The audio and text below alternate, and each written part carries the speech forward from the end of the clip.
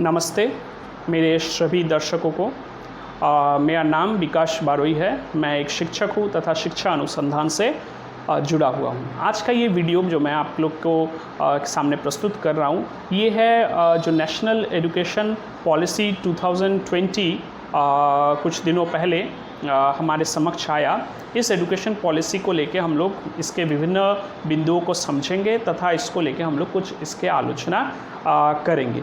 एवं मैं बता दूं, जो ये एजुकेशन पॉलिसी है, आप देख सकते हैं, इसका एक कॉपी मैं यहाँ पे लेके रखा हूँ। ये 66 पन्नों का एक बड़ा डॉक्यूमेंट है, जहाँ पे प्राथमिक शिक्षा से लेके हायर एजुकेशन एवं अनुसंधान के बारे में बहुत सारे रिकमेंडेशन दिए गए हैं, बहुत सारे सुझाव दिए गए हैं, या फिर एक फ्रेमवर्क बताया गया है कि किस प्रकार आगे आने वाले सालों में हम लोग एजुकेशन को कहाँ पे ले जाना चाहते हैं।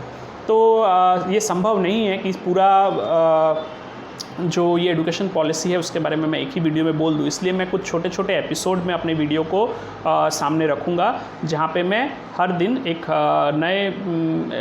एक नया शिक्षा का स्तर या फिर उसका जो सब ग्रुप है उसको लेके हम लोग बात करेंगे। आज मैं केवल इंट्रोडक्शन दूंगा एवं किस सिद्धांतों के आधार पे या किन मेन मुख्य बिंदुओं के आधार पे ये रिकमेंडेशन तैयार किया गया है, ये पॉलिसी तैयार किया गया है, उसके बारे में बात करूँगा।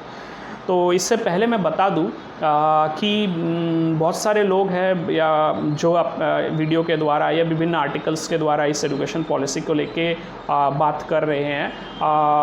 अच्छा बात है, सबको अपना मत रखना चाहिए, लेकिन मैं कहूँगा कि आप लोग उन वीडियो को देखें, उन आर्टिकल को ही पढ़ें जो कोई शिक्षा से, जो ऐसे व्यक्ति द्वारा लिखा गया हो या बोला गया हो जो शिक्षा से जुड़े हुए हो एवं शिक्षा अनुसंधान से जुड़े हुए हो, शिक्षा के साइकोलॉजी को समझते हो डायरेक्टली। ऐसा नहीं कि अप्रत्यक्ष रूप से कोई जुड़ा हुआ हो या जिसका कोई संबंध ही ना हो शिक्षा से, वह इसके बारे में बात करे और आप उसे सुने, क्योंकि बहुत सारे लोग एजुकेशन पॉलिसी को लेके हो सकता है कुछ ऐसा मंतव्य करे जो सही ना हो और उसको लेके आपके मन में दुविधा रहे, आपके मन में सही और गलत का पहचान ना कर पाए। तो चलिए शुरू करते हैं इस एजुकेशन पॉलिसी के बारे में। इससे पहले मैं आपको एजुकेशन पॉलिसी के बारे में थोड़ा बता देता हूं कि हमारा इससे पहला जो लास्ट एजुकेशन पॉलिसी था वो था नेशनल एजुकेशन पॉलिसी 1986। तो लगभग कुछ 32 ईयर्स हो गया है कि हमारे यहाँ पे कोई नया एजुकेशन पॉलिसी हम लोग नहीं लाए। अब बात ये है कि एजुकेशन पॉलिसी का ज़रूरत क्यों पड़ रहा है। हम लोग जानते हैं कि जितना वक्त गुजरता जाता है हमारा सामाजिक आर्थिक परिवेश जो है, सोसाइटी जो है, चाहे वो सोशल एनवायरनमेंट हो, हम लोग के सोसाइटी का इकोनॉमिकल एनवायरनमेंट है, वो काफ़ी बदलता रहता है। तो इस बदलते वक्त के साथ शिक्षा का जो ज़रूरतें हैं, शिक्षा संबंधी जो ज़रूरतें हैं, वो भी काफ़ी बदल जाती है। तो इसलिए एजुकेशन पॉलिसी का ज़रूरत पड़ता है। हालांकि 1986 एजुकेशन पॉलिसी में जो कहा गया था कि हर 5 साल बाद इसको रिव्यू किया जाएगा, तो काफ़ी रिव्यू हुआ, लेकिन काफ़ी वक्त बाद जैसे 1986 के बाद एक मेजर चेंज हुआ था, वो था 1992 में, जहाँ पे प्लान ऑफ एक्शन के नाम से जिसको हम लोग जानते हैं, जहाँ पे एजुकेशन पॉलिसी में कुछ सुधार का कोशिश किया गया। तो इतने सालों बाद जहां हम लोग का एक जनरेशन बदल गया, जो 1986 का एजुकेशन पॉलिसी था वो था हम लोग का वाई जनरेशन ऑफ लर्नर्स के लिए, जो कि जन्मे थे 1980 के बाद, जिसको हम लोग मिलेनियम जनरेशन भी कहते हैं। लेकिन आज का जो हम लोग का एजुकेशन का वर्ग है वो है जेड जनरेशन, जिनको हम लोग जूमर्स भी कहते हैं, जो कि 1997 या 2000 के बाद जिनका जन्म हुआ है। तो ये जनरेशन जो है पिछला जनरेशन से काफ़ी अलग है। आज का जनरेशन साइंस एंड टेक्नोलॉजी इससे काफ़ी सीरियसली जुड़ा हुआ है। अपना जीवन का हर पहलू में इन लोग ने science and technology, communication, internet, इन सब चीज़ों को इन्होंने अपने पैदाइश से ही, अपने जन्म से ही इन चीज़ों को काफ़ी करीब से देखा है। तो इनका जो एजुकेशन का ढंग हो या एजुकेशनल नीड हो, ये पहले जनरेशन से थोड़ा अलग है। इसलिए काफ़ी ज़रूरत पड़ा कि एक नया एजुकेशन पॉलिसी आए और हम लोग जो पुराने एजुकेशन पॉलिसी में जो हम लोग अचीव नहीं कर पाए थे, जो हम लोग का या फिर जो कमियां था, उनको दूर करें। इसलिए ये न्यू एजुकेशन पॉलिसी दिया गया। इसको ड्राफ्ट के रूप में सब पिछले साल 2019 में ही रखा गया था, जहाँ पे विभिन्न राज्यों से, शिक्षाविदों से, हर किसी से इसके बारे में सुझाव मांगे गए एवं उन सुझावों के आधार पे ये एजुकेशन पॉलिसी को इसका जो वास्तविक रूप है इसको दिया गया और कुछ हफ्ते 10 दिन भर पहले इसको हमारे सामने रखा गया।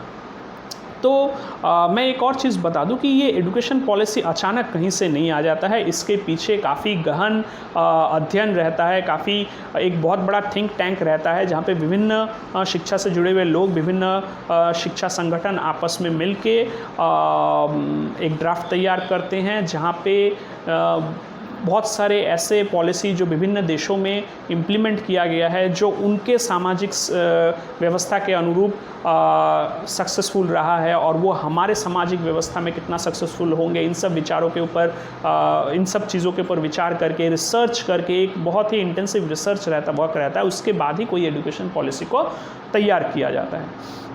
तो हमारा जो ये 2020 का एजुकेशन पॉलिसी है वो क्या कहता है, अब अपने इंट्रोडक्शन में क्या कहते हैं हम लोग पेज नंबर 3 में देख सकते हैं। मैं यहाँ पे इसीलिए इस पॉलिसी को लेके बैठा हूँ ताकि आप लोग को ये ना लगे कि मैं अपने मन से कुछ बना के बोल रहा हूँ। मैं पॉइंट वाइज, पेज वाइज बोलूँगा कि यहाँ पे क्या क्या बोला गया है। जैसे पेज नंबर 3 में 3 एवं 4 में इस पॉलिसी का इंट्रोडक्शन रखा गया। यहाँ पर मुख्य बात ये बोला गया है कि आज हमारा समाज काफ़ी बदल चुका है।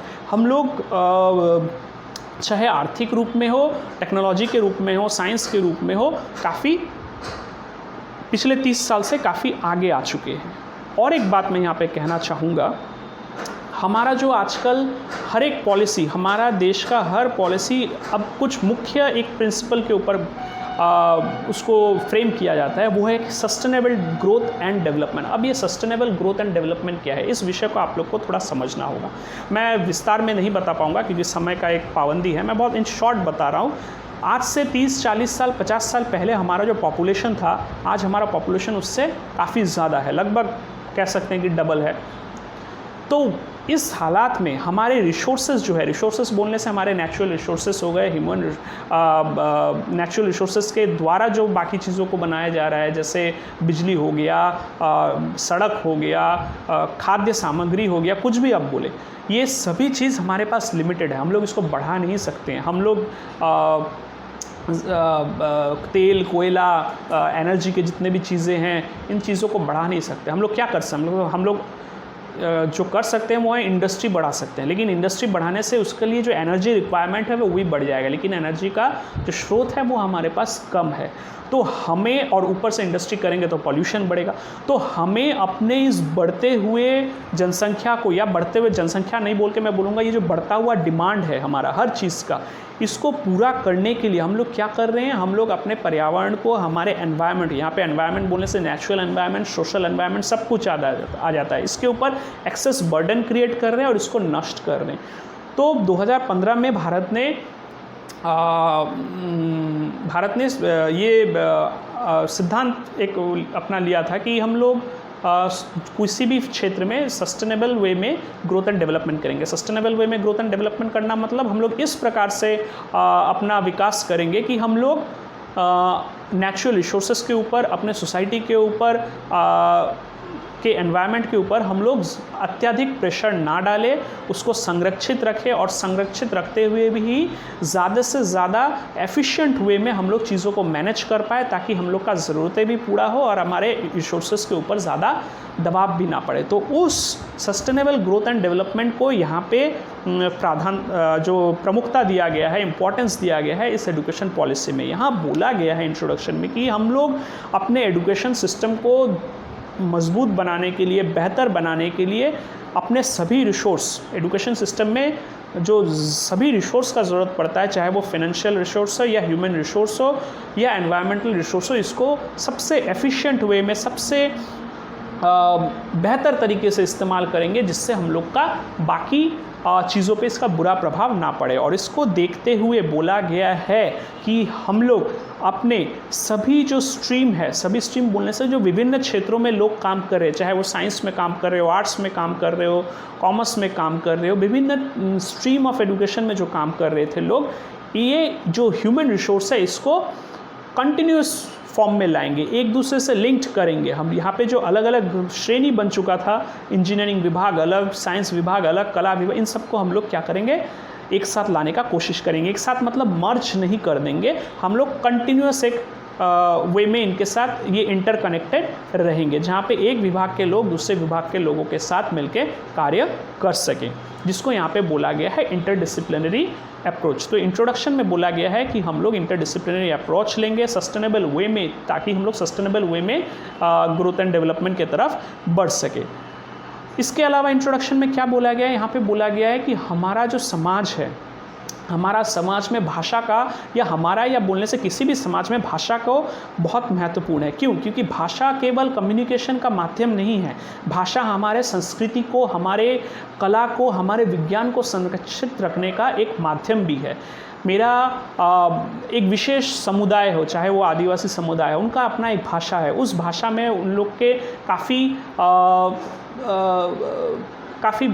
जो कला है, जो संस्कृति है, उस भाषा में वो संरक्षित है। इसके अलावा विज्ञान, चाहे उन लोग का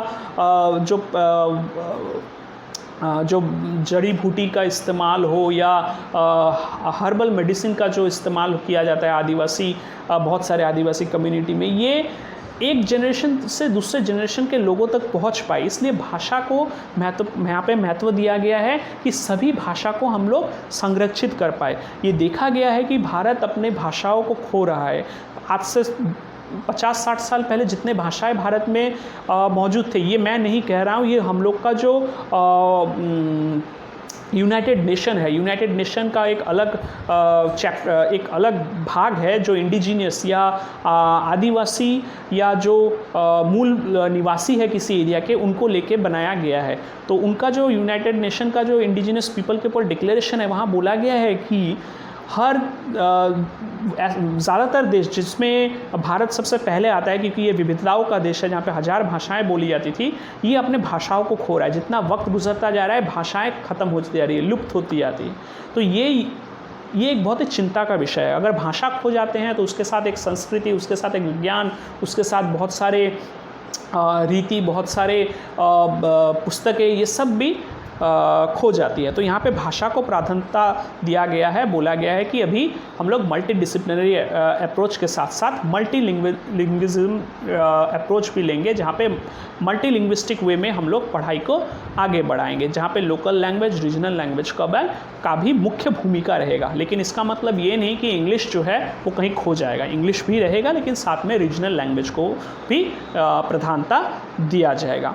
इसके अलावा बोला गया है, यहाँ पे एक एम फिक्स किया गया है कि हम लोग 2040 तक कोशिश करेंगे कि इन सभी चीज़ों को हम लोग पूर्ण रूप से प्राप्त कर लें तथा ज़्यादा से ज़्यादा लोगों तक शिक्षा को पहुंचा पाए। यहाँ पे ये भी बोला गया है कि हम लोग एजुकेशन के द्वारा या हम लोग का शिक्षा व्यवस्था इस प्रकार होंगे ताकि हम लोग अपने जो गौरवशाली इतिहास है उसको संरक्षित कर सके, एवं जो भारत में महापुरुष जन्मे हैं, जैसे नागार्जुन हो गया, पतंजलि हो गए, उसके बाद आपका बुद्ध हो गए, गौतम बुद्ध हो गए, इन या फिर आर्यभट्टा हो गए, इन लोग, ऐसे लोगों को हम लोग इस प्रकार के और भी लोगों को हम लोग तैयार कर सकें जो विश्व में ज्ञान का जो एक डोमेन है, इसमें हम लोग भी काफ़ी अपने तरफ से कंट्रीब्यूट कर पाए। तो यहाँ पे इंट्रोडक्शन में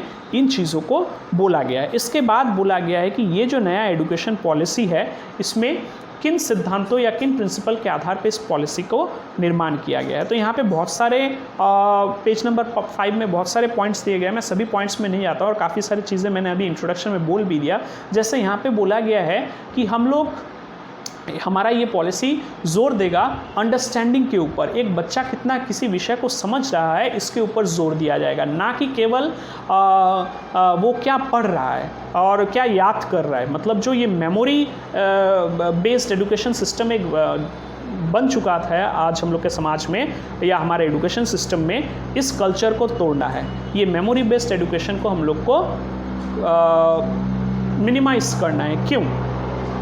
हम लोग क्या करते थे, या मैं खुद भी इस बात का भुक्तभोगी हूँ, हम लोग क्या करते थे अपने स्कूल टाइम में या कॉलेज टाइम में, कहीं भी बोल दीजिए, या मेरा यूनिवर्सिटी एजुकेशन में, हम लोग क्या करते थे, सारा साल एक चीज़ को पढ़ते थे, फिर एक दिन का एग्ज़ाम में उस जो भी चीज़ पढ़ा उसको याद करके हम लोग लिख देते थे, चाहे वो साइंस ही क्यों ना हो। हम लोग का क्वेश्चन भी आता था कि भाई ये फलाना चीज़ को कैसे डिराइव करना है, हम लोग याद कर लेते थे, डिराइव कर ले रहे। लेकिन उस डेरिवेशन के पीछे, उस फार्मूला के पीछे उसका क्या एप्लीकेशन है, इससे किसी को कोई मतलब नहीं था। मैं स्कूल में भी यही कहूँगा, ठीक है, स्कूल में भी यही है, हम लोग याद कर रहे हैं ऐसे, यहाँ तक कि ऐसे भी जो कि एक कल्पना, जो आपका विचारों को रखने का एक जगह होता था, इंग्लिश में हो या हिंदी में हो या बांग्ला में हो, हम लोग ऐसे भी याद करके आते थे। ऐसा सिचुएशन था मेरा और मेरे साथ जो भी थे सभी। तो इस रूट मेमोराइजेशन को यहाँ पे ख़त्म करने का कोशिश, या इसको मिनिमाइज़ करने का कोशिश किया जा रहा है। यहाँ पे बोला जा रहा है कि हम लोग समेटिव से फॉर्मेटिव की तरफ जाएंगे। समेटिव क्या था, जो मैंने अभी कहा कि याद करके आओ और एक दिन का एग्जाम में आपने 6 महीने में क्या पढ़ा, एक दिन का एग्जाम में वो लिख दो। नहीं, अब हम लोग जाएंगे फॉर्मेटिव में, जहाँ पे इवैल्यूएट कैसे किया जाए, काफ़ी फ्लेक्सिबल वे में, हर दिन या हर हफ्ते बच्चे का परफॉर्मेंस कैसा है, वो क्लास में कितना इंटरेक्ट कर रहा है, वो क्लास में कितना एक्टिव है, वो प्रोजेक्ट वर्क में बाकियों के साथ मिलकर कैसे काम कर रहा है, दूसरे को पढ़ाई में, दूसरे अपने पीयर्स को या अपने दोस्तों को पढ़ाई में कितना हेल्प कर रहा है, इन सब चीज़ों के ऊपर इवैल्यूएशन किया जाएगा। असाइनमेंट बेस्ड इवैल्यूएशन होगा, प्रोजेक्ट बेस्ड इवैल्यूएशन को महत्व दिया जाएगा। सेकंड, मल्टीडिसिप्लिनरी, मैं पहले ही कह दिया, अभी हर एक, पहले जो science, arts, commerce, engineering, doctor, खैर प्रोफेशनल को मैं बाद में देखता हूँ, तो जो जनरल एजुकेशन सिस्टम है जहाँ पे साइंस, आर्ट्स, कॉमर्स है, यहाँ पे एक सेपरेशन था। कोई साइंस लेके पढ़ रहा है मतलब वो साइंस लेके पढ़ेगा, उसको आर्ट्स से अगर बेचारे का इंटरेस्ट भी है म्यूज़िक में या इंग्लिश लिटरेचर में, उसमें उसको कोई स्कोप नहीं है आगे कुछ करने का, उसको साइंस ही पढ़ना है। इस चीज़ को यहाँ पे मिटाया जाएगा। यहाँ पे हर एक डिपार्टमेंट को एक चेन में कनेक्ट किया जाएगा कि भाई आप लोग के बीच में कम्युनिकेशन हो। कम्युनिकेशन इन द सेंस, आप में स्टूडेंट एक्सचेंज प्रोग्राम हो, आप में स्कोप हो कि एक स्टूडेंट मल्टीडिसिप्लिनरी सब्जेक्ट को ले सके, अपने हिसाब से पढ़ सके। जैसे मैं एक उदाहरण दूंगा, जैसे फिज़िक्स और ज्योग्राफी को तो काफ़ी लोग साइंस भी नहीं मानते हैं, आर्ट्स के एमए या आर्ट्स मान के रखते नहीं। ज्योग्राफी भी एक प्रकार से मैं कहूँगा कि उसमें साइंस का बहुत बड़ा इंपॉर्टेंस है। अगर मैं ज्योग्राफी लेके पढ़ रहा हूँ, फिज़िक्स को लेके पढ़ रहा हूँ, तो मैं जियोफिज़िक्स की तरफ मेरा इंटरेस्ट है तो मैं उसको लेके आगे काम कर सकता हूँ। उसी प्रकार अगर जैसे मेरा खुद का मेरा साइंस बैकग्राउंड है, अभी मैं एजुकेशन और एजुकेशनल साइकोलॉजी को लेके पढ़ रहा हूँ, तो मैं साइंटिफिक एस्पेक्ट में इसका एजुकेशनल या एजुकेशन और साइंस में क्या जो कंबाइन एक फील्ड है उसको लेके काम कर सकता हूँ। जैसे मैं अभी कर रहा हूँ, जैसे साइंटिफिक क्रिएटिविटी को लेके काम कर रहा हूँ, जहाँ पे मैं साइंस के फील्ड में क्रिएटिविटी किन फैक्टर्स से अफेक्टेड हो रहे हैं, इन सब चीज़ों को लेके अपना अनुसंधान कर रहा हूँ। तो ये मल्टीडिसिप्लिनरी अप्रोच सबके लिए इफेक्टिव होगा। क्यों? क्योंकि ये हम लोग को अपने ह्यूमन रिसोर्स को ज़्यादा इफेक्टिव वे में इस्तेमाल करने का मौका मिलेगा। लोगों को अपने पसंद से, अपने इंटरेस्ट के अनुसार सब्जेक्ट को चॉइस करने का मौका मिलेगा। हाँ, इसको कैसे इम्प्लीमेंट किया जाएगा ये आगे आने वाले वक्त ही बताएगा, लेकिन उम्मीद है कि इससे लोगों को सुविधा ही या छात्रों को सुविधा ही पहुँचेगा। इसके बाद बोला गया है क्रिएटिव एंड क्रिटिकल थिंकिंग को प्रधानता दिया जाएगा। यहाँ पे ध्यान देने का बात है, हम लोग को अगर हम लोग ग्लोबल इनोवेशन इंडेक्स का वेबसाइट खोल लें, जहाँ पे देशों को वर्गीकृत किया जाता है कि कौन सा देश कितना इनोवेशन में या क्रिएटिव फील्ड में कंट्रीब्यूट कर रहा है, तो हम लोग देखेंगे भारत का स्थान कुछ 50 से 60 के बीच में है। मतलब जहाँ वर्ल्ड का सेकंड पॉपुलस कंट्री है, वहाँ पे हम लोग का इनोवेशन और क्रिएटिव फील्ड में जो हम लोग का कंट्रीब्यूशन है वो कुछ 50-60वें स्थान पे है। तो इतना ह्यूमन रिसोर्स होने के बावजूद हम लोग उसको यूटिलाइज नहीं कर पा रहे। यहीं पे आ जाता है कि सस्टेनेबल वे में हम लोग अपने चीज़ों को इस्तेमाल नहीं कर पा रहे। तो इसको ध्यान देते हुए क्रिएटिव पोटेंशियल जो छात्रों में है उसका पहचान करना एवं उसको कैसे फोस्टर, उसको कैसे बढ़ावा दिया जाए, इसके बारे में भी काम किया जाए। क्रिटिकल थिंकिंग ठीक उसी प्रकार से यहाँ पे ध्यान देना होगा कि creative thinking and critical thinking थोड़ा अलग है। क्रिटिकल थिंकिंग जो कन्वर्जेंट, आप किसी एक चीज़ को लेके काम कर रहे हैं, उस विषय को क्रिटिकली एनालाइज आप कर पाए, खूब कन्वर्जेंट वे में सोच पाए एवं उससे जुड़े हुए जो समस्याएं हैं उसको दूर कर पाएँ। इसके बाद बोला गया है प्रमोटिंग मल्टीलिंग्विलिज्म एवं द पावर ऑफ लैंग्वेज। मैं फिर से बोल रहा हूँ कि यहाँ पे मल्टी लिंग्विस्टिक अप्रोच एडप्ट किया गया है इस एजुकेशन पॉलिसी में, ताकि जो हमारे भाषाएं हैं, विभिन्न संस्कृतियों का, विभिन्न समाज के विभिन्न वर्गों का, वो भाषाएं लुप्त ना हो जाए। वो भाषाओं के द्वारा उनका संस्कृति, उनका विज्ञान, उनका कल्चर सब कुछ प्रिजर्व रहे एवं वो स्थानांतरित हो, ट्रांसमिट हो आने वाले जनरेशन में। उसके बाद टेक्नोलॉजी का काफ़ी प्रयोग किया जाएगा, चाहे वो कम्युनिकेशन हो या फिर कंप्यूटर बेस्ड लर्निंग हो, ताकि हम लोग हर वर्ग के लोगों को इसका लाभ पहुंचा सके। स्पेशली मान लीजिए अगर कोई फिज़िकली हैंडीकैप्ड या फिज़िकली चैलेंज मैं कहूँगा, या स्पेशली एबल्ड लोग हैं जिनको, या छात्र है जिनके लिए स्कूल आ पाना संभव नहीं है, तो हम लोग कोशिश करेंगे स्कूल को ही उनके घर में ले जाए थ्रू टेक्नोलॉजी। अब काफ़ी लोग इसका आलोचना करते हैं कि भाई यहाँ पे ऑनलाइन एजुकेशन को इतना प्रधानता दिया जा रहा है, हमारा समाज तो आज भी सामाजिक आर्थिक रूप में काफ़ी पीछे है। यहाँ पे मैं कहना चाहूँगा उन लोगों को कि अगर मेरे पास कोई समस्या सामने खड़ी है, मैं अपना आँख बूंद लिया और अपना मुंह ज़मीन के अंदर घुसेड़ दिया, तो इससे क्या मेरा वो जो समस्या है वो दूर हो जाएगा? मेरा अगर कोई कमज़ोरी है, उसको मैं अपना लाचारी मान के सारा दिन अपना सीना पीटता रहूं, तो क्या वो समस्या दूर हो जाएगा? आज से 10 साल पहले कौन सोचा था कि आप लोग घर में बैठ के और बच्चों का ऑनलाइन क्लास करा पाएंगे? आप कौन सोचा था कि आप लोग घर में बैठ के सेमिनार कर पाएंगे? आज से 15 साल 20 साल पहले कौन सोचा था आपको पैसा निकालने के लिए बैंक में 100 जन के पीछे लाइन लगाने का ज़रूरत नहीं पड़ेगा? आप केवल अपने ऐप से क्लिक करेंगे, एटीएम से पैसा आ जाएगा, अपने ऐप से क्लिक करेंगे, आपका ऑनलाइन शॉपिंग हो गया, आपके घर में सामान पहुंच गया। कौन सोचा था? तब क्या हम लोग छाती पीटते थे? क्या हमारा सामाजिक हम लोग सीना पीटते थे? हम लोग का सामाजिक आर्थिक व्यवस्था इतना ख़राब है, ये कभी हो नहीं पाएगा? नहीं, हम लोग कोशिश किए और हुआ। तो हम लोग आज ऑनलाइन एजुकेशन जिस स्तर पे है, आज से 10 साल बाद अगर कोशिश करेंगे, ये हर घर में पहुंच सकता है। मैं देखता हूँ गरीब से यूट्यूब में अगर आप खोलेंगे देखेंगे, गरीब से मतलब काफ़ी पिछड़ा गांव के लोग भी यूट्यूब में कंटेंट डेवलप कर रहे हैं। अगर आप लोग देखेंगे एक यूट्यूब चैनल, एक क्या काफ़ी यूट्यूब चैनल है जहाँ पे जो गांव के बुज़ुर्ग लोग हैं वो खाना पकाते हैं एवं उसका वीडियो जो है वो वीडियो यूट्यूब में डाल रहे हैं। तो अगर एक गांव का बुज़ुर्ग अगर यूट्यूब कंटेंट बना पा रहा है, या टिकटॉक में देखेंगे आप गरीब से गरीब मतलब आर्थिक रूप में जो पिछड़े हुए लोग हैं उन लोग भी टिकटॉक में कंटेंट बना रहे हैं, तो अगर उन तक पहुंच पा रहा है, एंटरटेनमेंट के लिए उन तक कम्युनिकेशन और ऑनलाइन सुविधाएं पहुंच पा रहा है, तो हम लोग एजुकेशन के लिए क्यों नहीं पहुंचा सकते? तो यहाँ पे हम लोग को समस्या को देख के रोना नहीं है, समस्या का सलूशन निकालना है। तो ऑनलाइन एजुकेशन के ऊपर यहाँ पे ध्यान दिया गया है एवं यहाँ पे बोला गया है light and tight regulatory framework. अब light and tight regulatory framework क्या है? लाइट मतलब हम लोग यहाँ पे कंटेंट को कम करने का कोशिश करेंगे। पहले क्या होता था, जैसे हम लोग स्कूल में 10 से लेके हम लोग जब 11 में जाते थे, हम लोग का एक इतना बड़ा गैप होता था। 10 में हम लोग पढ़ते थे फोर्स क्या है बस। अब जैसे 11 में हम लोग पहुँच गए, फोर्स के ऊपर डेरिवेशन, इंटीग्रेशन, डिफरेंशिएशन बहुत कुछ आ जाता। तो एक छात्र जो होता था वो घबरा जाता था कि भाई अब हम लोग इतना ज़्यादा ये सब क्या पढ़ रहे हैं। पहले 10 में किताब इतना सा होता था साइंस का, 11 का किताब इतना मोटा हो जाता। मैं रेफरेंस बुक का बात बोल रहा हूँ। तो यहाँ पे हम लोग कंटेंट को कम करने का कोशिश कर रहे हैं ताकि बच्चा जितना सीख सके उसको क्वालिटी एजुकेशन मिले, केवल क्वांटिटी नहीं। आप अगर साइंस का बात करेंगे, हम ऑप्टिक्स से शुरू करके प्लाज्मा तक पढ़ा रहे हैं जिसका एप्लीकेशन पता नहीं आजकल कितना होता है। तो उन चीज़ों को कम किया जाए जिनका रिलेवेंस कम है, जिनका ज़रूरत कम हो, उन चीज़ों पर फोकस किया जाए जिनका ज़रूरत ज़्यादा है, एवं उन चीज़ों को क्वालिटी डेवलपमेंट, एक स्टूडेंट का एजुकेशन जो है वो क्वालिटेटिव वे में काफ़ी अच्छा हो, केवल क्वांटिटेटिव वे में ना हो, जहाँ पे केवल मार्क्स बेस या मार्क्स बढ़ाने के लिए ना हो।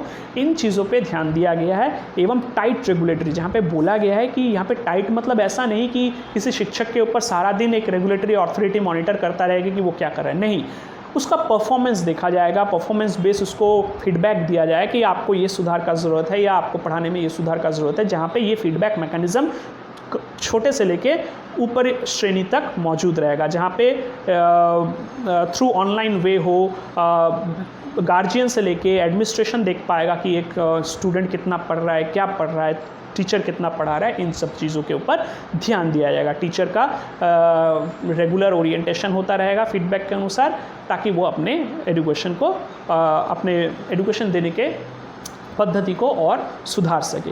तो ये कुछ मुख्य प्रिंसिपल थे जिनके आधार पे इस एजुकेशन पॉलिसी को डिज़ाइन किया गया है। नेक्स्ट वीडियो में हम लोग बात करेंगे कि स्कूल बेस्ड एजुकेशन सिस्टम जो है, स्कूल लेवल एजुकेशन सिस्टम, उसके बारे में क्या रिकमेंडेशन यहाँ पे दिया गया है, उसको लेके हम लोग बात करेंगे। लेकिन उसमें भी मैं बता दूँ काफ़ी सारा वर्क है। हम लोग पहला दिन का जो नेक्स्ट वीडियो देखेंगे वो देखेंगे early childhood care and education को लेके बात करेंगे। तो उम्मीद करता हूँ आप लोग को काफ़ी जानकारी मिला होगा इस एजुकेशन पॉलिसी को लेके।